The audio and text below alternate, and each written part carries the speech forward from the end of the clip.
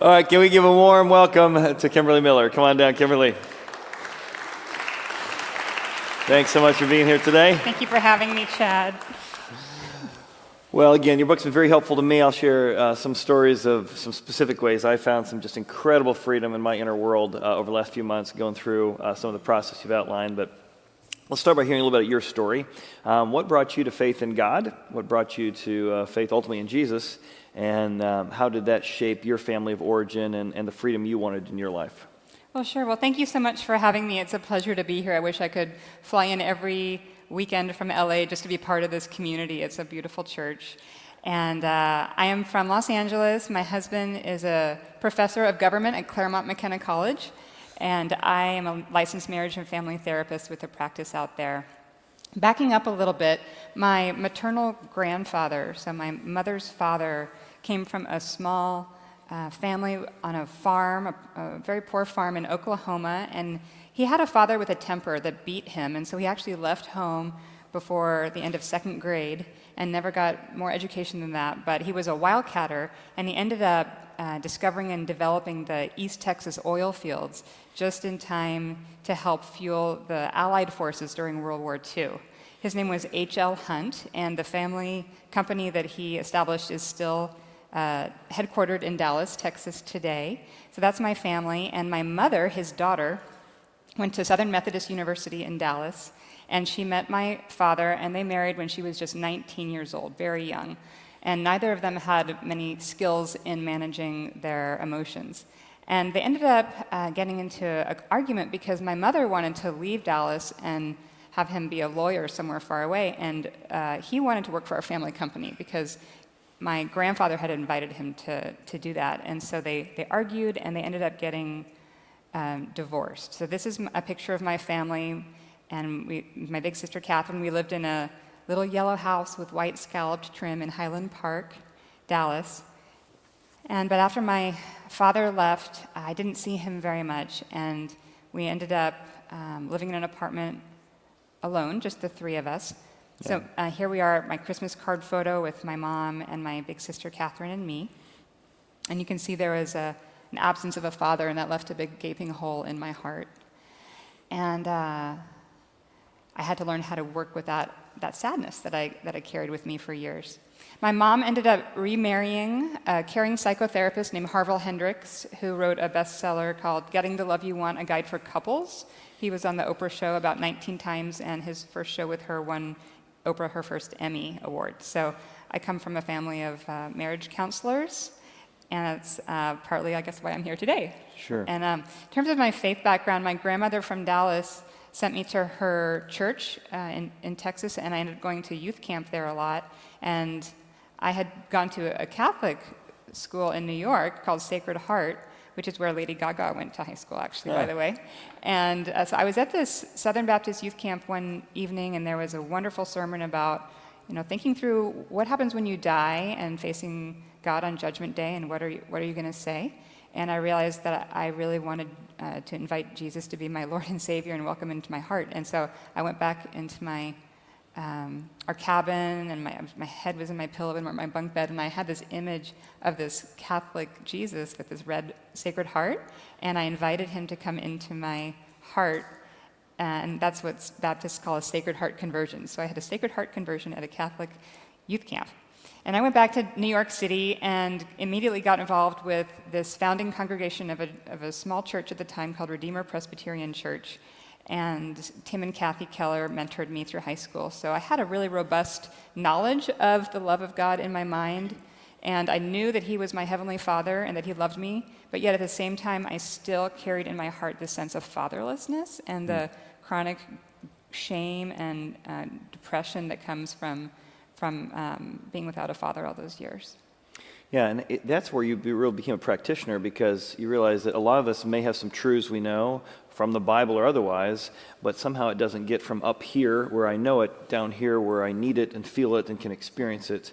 And so that was really what became the catalyst for this book that you wrote, which is what is the problem going on as you see it in society that you wrote this book? Yes. And so after we sort of diagnose the problem, then we'll spend most of our time on the solution side of this. Yes, so the problem is having internal division, having parts of us that don't know the truth that we know. So we can actually be somebody who knows truth and understands in our head that God loves us, but have parts of our souls that are actually cut off from that truth. And this is a biblical notion. It's acknowledged in every major school of psychology, as well as church fathers throughout history. St. Teresa of Avila talked about the interior castle with the many rooms in the heart. St. Ignatius of Loyola talked about the interior movements of the soul. Freud talked about the ego, id, and superego. Transactional analysis talks about the internal parent and child. So there's a long history, including in the Psalms, of this idea of being internally divided. But the question is, can we unite those parts of us to fear God's name? Yeah, in fact, I'll show you some great Psalms. We actually archaeologists have found these ancient diaries in caves, and they brought them all together. We know them as the book of Psalms in the middle of the Bible, but these are ancient diaries of what was a common practice amongst the Hebrews. And they really had this ability to know how to talk to themselves, even talk truth to themselves. And in the midst of talking truth to themselves, they knew where they were. They knew why they did what they did. And this was a common practice taught for families and taught in communities, is how to talk to your own soul. I'll just give you a few of the verses. In Psalm 6:3, "My soul is greatly troubled, but you, O Lord." So here's this distinction between him talking to his soul. Hey, soul, I'm talking to you. You seem troubled. Versus the Lord, I want to bring something I know about God into my troubled soul. Or how long shall I take counsel in my soul? That there are parts of you and I that give us counsel, tell us what to do, tell us why we should be fearful, why we should react, why we should get mad. And if we're not careful, parts of our soul will counsel us with bad counsel. And it may not be getting good counsel to educate us. And though one part of us may believe one thing, there's a reactive or hippocampus part of us that is very reactive, and we avoid or we attack or we blame or we protect. And therefore we say, why did I do that? Why did I react that way? I didn't want to. A couple more verses, again, all out of these ancient scrolls that we found in ancient diaries. "Why are you so downcast, O my soul?" Someone wrestling with their depression, wrestling with their melancholy, wrestling with why they're feeling low, and digging into that. And then he talks to his soul. Hope in God. He's not talking to God when he says hope in God. He's saying, soul, this part of my downcast soul, I want you to have some truth about hope, because you're feeling hopeless, that God is there in the midst of us, that he will be a help for your countenance. One last verse. "O my soul," again, here's someone talking to their soul, "you have said to the Lord." Notice he's not talking to God here. He's talking to his soul. Soul, you've said to the Lord, "You are my God. You are my Lord. My goodness is nothing apart from you. And I will say to my soul, soul, you have many goods laid up for many years. Take your ease, eat, drink, and be merry." So he's telling his soul how to be content, how to not be anxious. And to me, this was just really profound as somebody who's studied soul talk for many, many years. You referenced a few verses that were helpful for you, and then maybe I'll start giving some examples how the book's helped me and vice versa. So what are some verses that have shaped your understanding of this psychological tool that represents biblical wisdom? Well, probably the most well-known is by the Apostle Paul himself, who says in Romans chapter 7, verse 15, "For what I will to do, that I do not practice, but what I hate, that I do." So you can see there that he's wanting to be faithful to God, but there's a part of him that's doing something that he doesn't want to be doing. James says, "The man who doubts is a double-minded man, unstable in all of his ways." So again, you see this idea of being double-minded. Psalm 86:11 says, "Teach me your way, O Lord, that I will walk in your truth. Unite my heart to fear your name."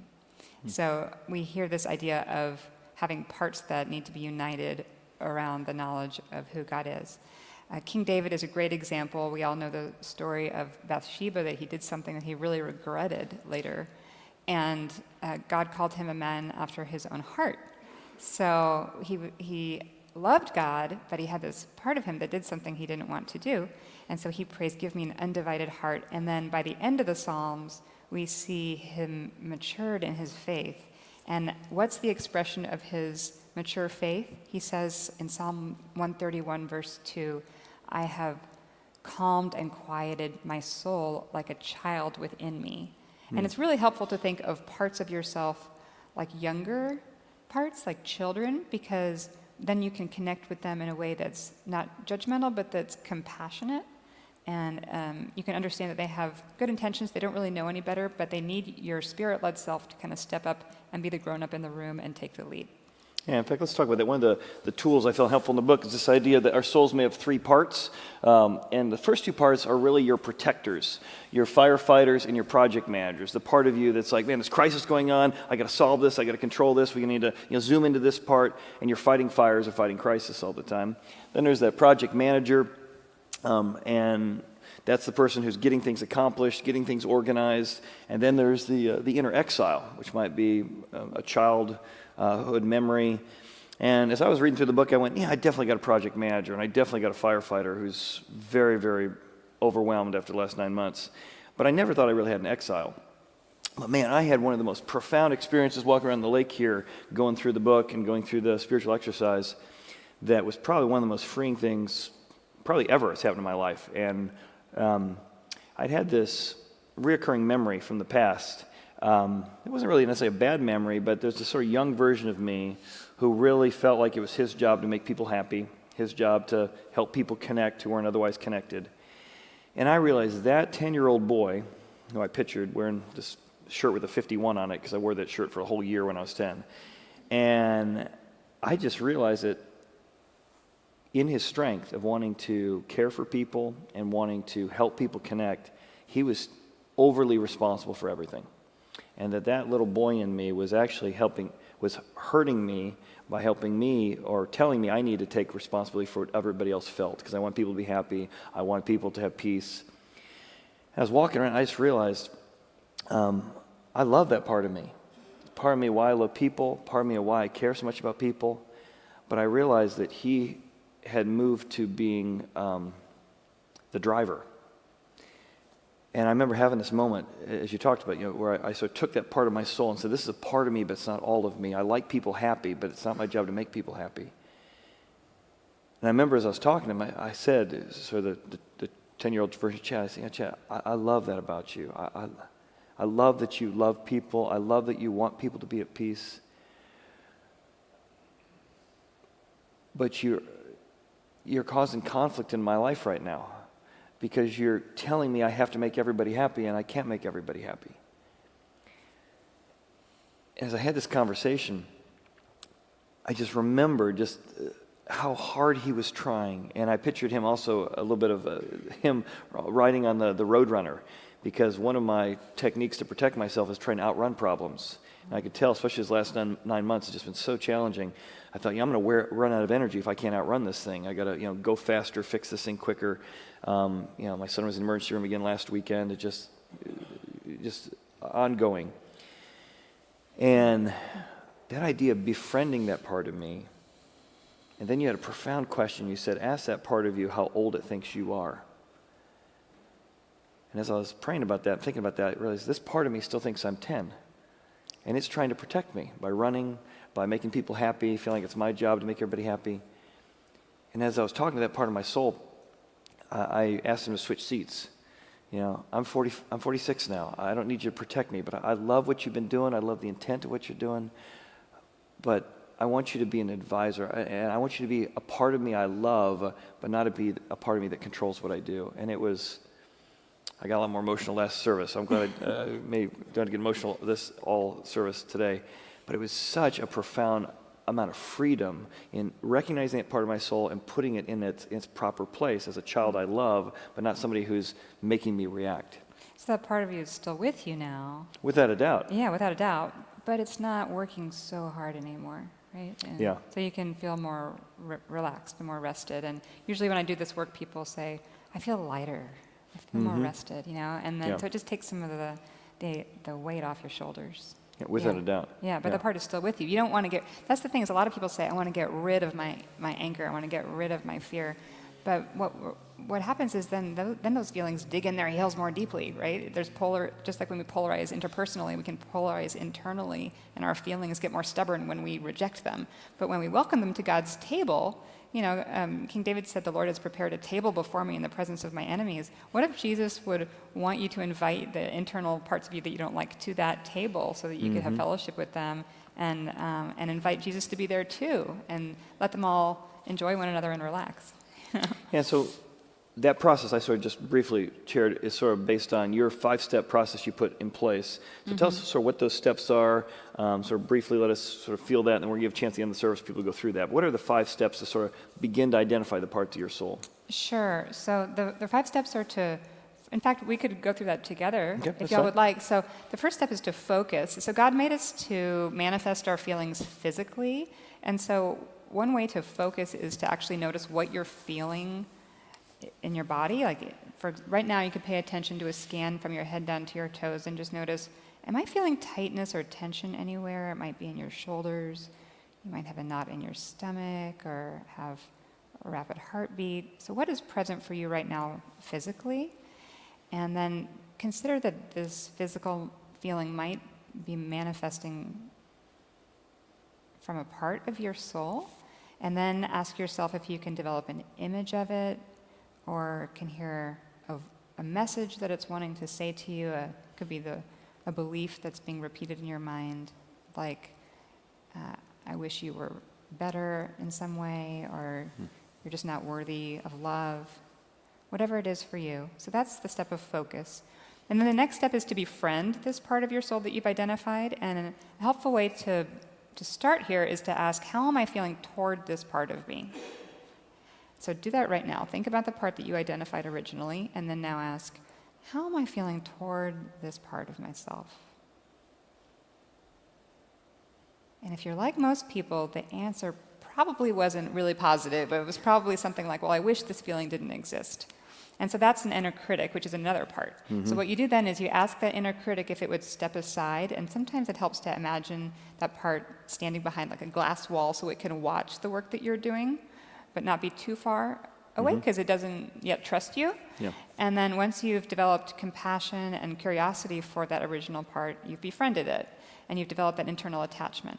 And then you can say, Jesus, please come be with this part of me. Or if you prefer, God, please come be with this part of me. And then, again, you can use your imagination to picture Jesus there with this part, and to imagine the part you could borrow from Inside Out movie and just picture one of those little images or whatever comes to your mind, like the Roadrunner or the Gladiator, and picture Jesus there with that part.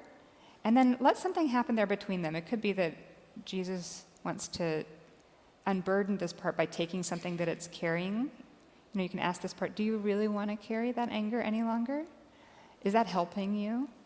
What about that memory of that loss that you've been carrying every day? Is it heavy for you to carry that burden, and would you like to give it over to God? And you can give over your burdens to Jesus by imagining them, for example, in a bottle or a box, or as a rock, or perhaps a knapsack that you hand over. Or you could release the burdens with you using your imagination into the elements, like the air or fire, or the water, like extending them down a stream, or even into the earth, or even into the wounds of Christ.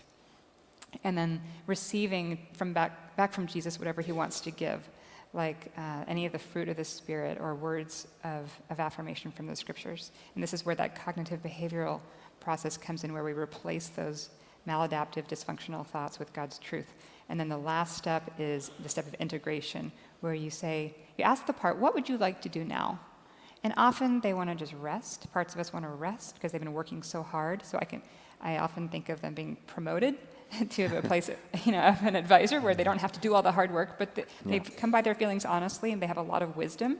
And so you want to keep them really close and let them know that you're gonna listen to anything they have to say. So those are the 5 steps. Yeah, I remember I did this a few weeks ago, and what I'm still sort of looking into is I realized there's a part of my soul, even as you're doing that there, I was picturing him again, which is, I pictured him as the Gladiator from the Gladiator movie. Yeah. There's a great scene, if you don't remember Gladiator, there's a movie, in the movie, Russell Crowe's character, General Maximus, comes out, he's a slave, and he's surrounded by other slaves, and they bring out the chariots, and they're about to get just slaughtered. and he realizes, there's nothing going to happen here unless we do it. And so he turns to his guys, we can win this if we stay together. And, the chariots are running around, and he is calling it off. Left flank here, right flank here.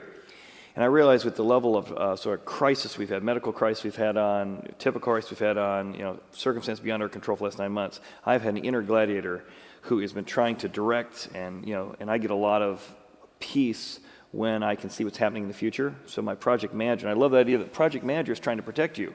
And so this inner gladiator, and I've seen that image of sort of a General Maximus part of me, and by labeling that part of me, I can recognize when General Maximus is helpful, helps me a lot at work, gets a lot done, gets a lot accomplished. I love that part of me, defends me, keeps me from danger. But I also realized that when that part's too close to me, the answer is always, go, go, go, now, now, now. We got to get going. We're always behind schedule because we're going to die if we don't. It's that fight or flight aspect of me. Yeah. And that part of me that I love, when I don't keep it far enough away or tell it when I don't need you in this situation, that part of me is probably causing the most pain to my wife. Because while I get a lot of energy from where I'm going in the future, when I'm under stress, my wife hears not, hey, what's next? How can we improve? What's next for our marriage? What's next for... She doesn't see that as, wow, look what's going to be great in the future. She sees that as, I guess I'm not good enough. I guess I'm not trying hard. Why even try? I realize that project manager, that gladiator in me that serves me well in work and in other areas of my life, when I'm under stress, how I feel toward it is wrong. Actually, I feel to myself, or incorrect. I say, you're right. I should be going faster. Everything should be moving faster. And then I'm putting pressure on myself and everyone else. And then my firefighters lay down on the ground, exhausted, tongue rolled out with a giant boulder on top of them. I can't keep this up. Yeah. And so recognizing that part and then befriending it and saying there's so much good in that. It's not like this is a bad protecting, caring, managing, but to recognize it's taken over so close to me, it became all of me. Right. And I love that idea of putting it arm's distance. I realize that's part of me, but not all of me. Right. And almost like, General Maximus, time for you to settle down a little bit. Right. And that I could have some truth in my head that part of me knows, but another part of me doesn't believe. Yeah. And I really felt like when I was doing that befriend process, inviting God into that process, I felt like General Maximus thinks it's all up to him. Right. And in one sense, when it comes to autism, no one's going to solve this for us.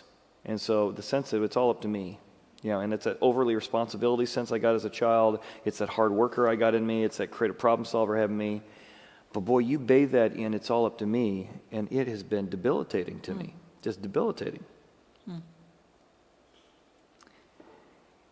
And to instead integrate that and say, what if General Maximus has all his strengths, but he could serve under a real general who really was in control of time and future and people, so I can maximize his strengths while recognizing the shalom and the self-control and the strength that doesn't have to come just from me, but from God. Was another profound, and I'm still working through that one, because General Maximus comes and I sort of remind him, hey, remember you talked about you were open to this truth, that it's not all up to you. That's so beautiful. I love how you say there's another general, even bigger general. I love, one time I saw a picture of a little boy on a plastic lawnmower, riding his plastic lawnmower next to his father, who was on this big John Deere, tractor. And it's kind of like that. We're effective. We want to get things done, but we have one who in our lives who's even more effective than we are. We can trust him. But I love how you talked about that perspective, keeping the part of you about an arm's length in front of you, and that's what we mean by healthy boundaries, not being overwhelmed by a feeling, but not exiling it so that it's disowned and denied, but being in a healthy relationship with the different parts of your soul. And this comes into play with marriages as well. We're in the end of this series, and in marriages, it's really helpful to identify when you're feeling triggered, to say, I need to take a U-turn right now, and turn around and say, what part of me is being triggered? And then say, I think I'm not an angry person, but there's a part of me that's angry right now. So it's not all of who I am, but it's a part of me. And then get curious about it and share about that part of you. Speak on behalf of it, not from it. And say, there's a part of me that's angry, and I'd like to get to know it better and understand it, and probably has to do with some of my issues from my childhood. So let's get to know that part of me better. And also, I'm sensing there may be a part of you that's angry with me. I know that you trust me, you love me, you care about me, you're committed to me, but there's a part of you that's that's frustrated with me, and I want to understand how I can help that part of you.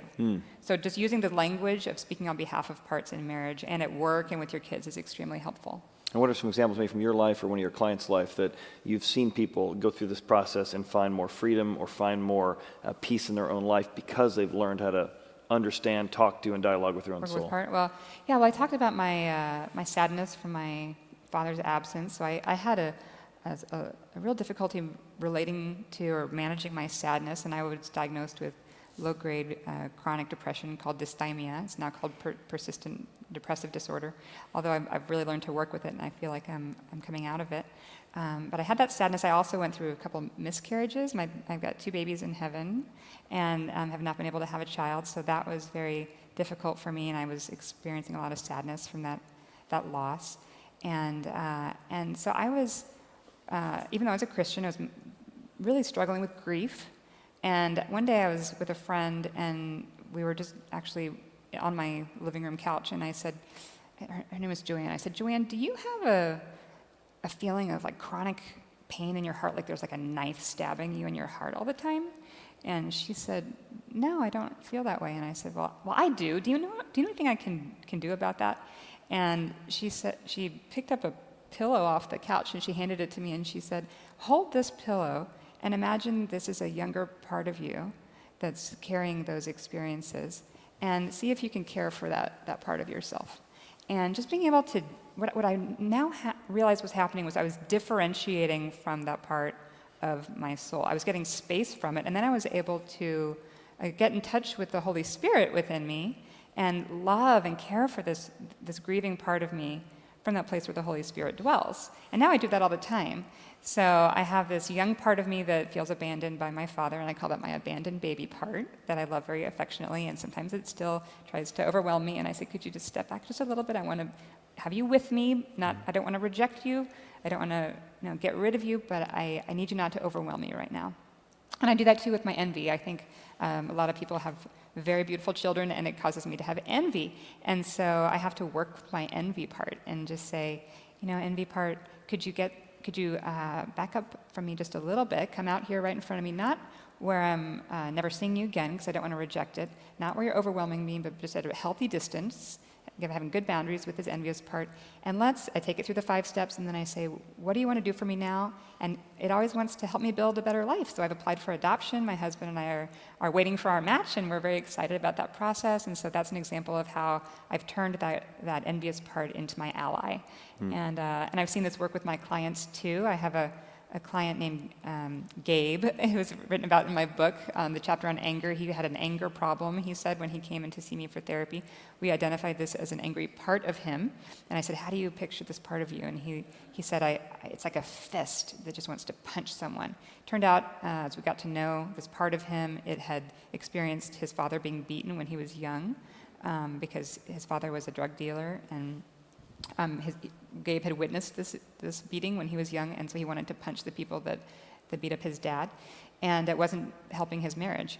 So we worked with this part of him. We invited Jesus to be near, and Gabe saw that fist open up into an open hand, and we talked about what Henry Nouwen speaks of, and John Vanier as the way of the open hand, and he was able to reconcile with his wife. So those are a couple of examples.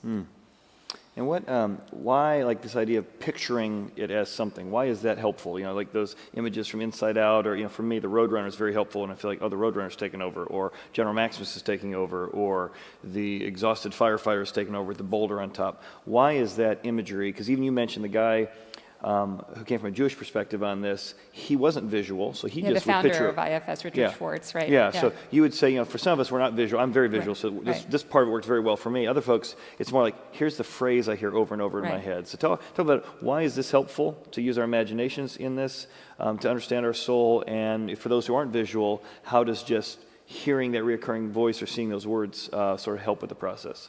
Right. God made us all different. Some people have very vivid imaginations, like Chad, and I do as well. And so it's really helpful to identify a part as an image because we can connect with that part better that way, and even giving it a name, like Adam named the different animals in the Garden of Eden.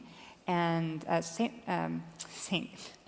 C.S. Lewis, St. Clive, talked about how his baptized imagination helped him with his conversion, and he ended up writing the Narnia series and was very imaginative. So the church historically has imagined parts of us throughout artwork. The evangelical tradition is less inclined to do that, but it's really helpful for us to reconnect with our ancient roots and use the imagination that God gave us. And at the same time, if that doesn't work for you, it really just can be helpful to think of a thought, a recurring belief that you have that you wish you didn't have, and connect with a part that way.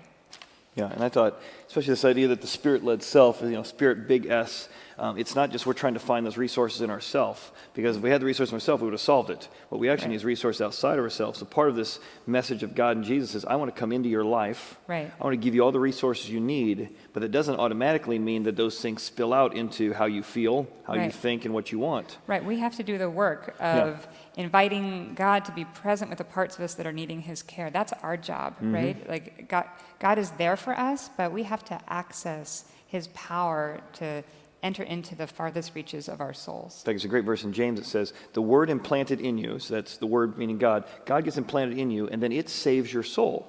Which doesn't mean get to heaven. It's the word planted in you then saves, which means delivers or rescues you from those bad messages, those heals, those injuries from the past.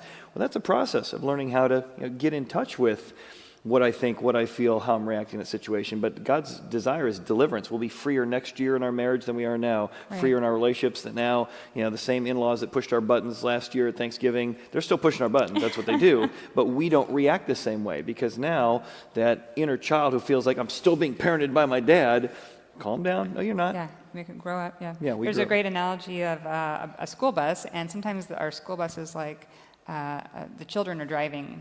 Imagine a 5-year-old at the head of a school bus, where it would go.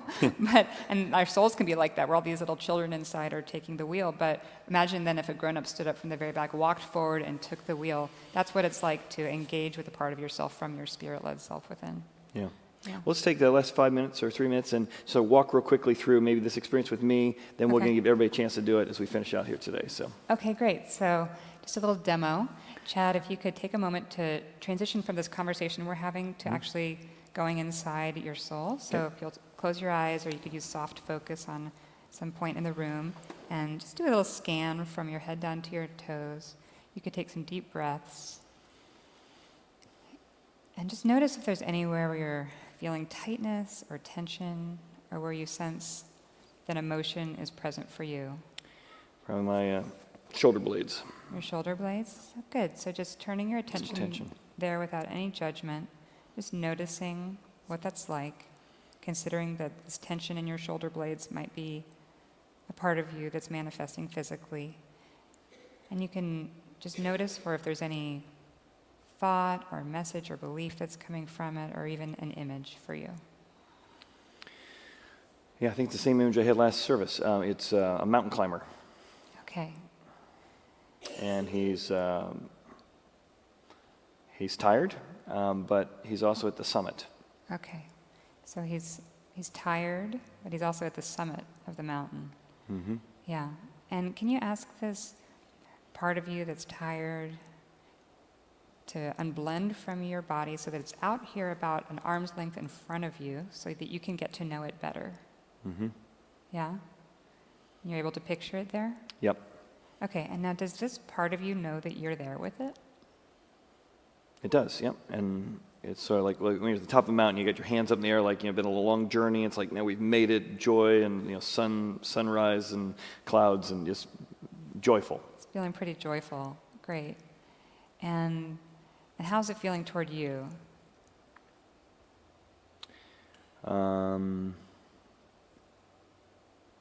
I think joy as well. Joy, is there anything he wants to say?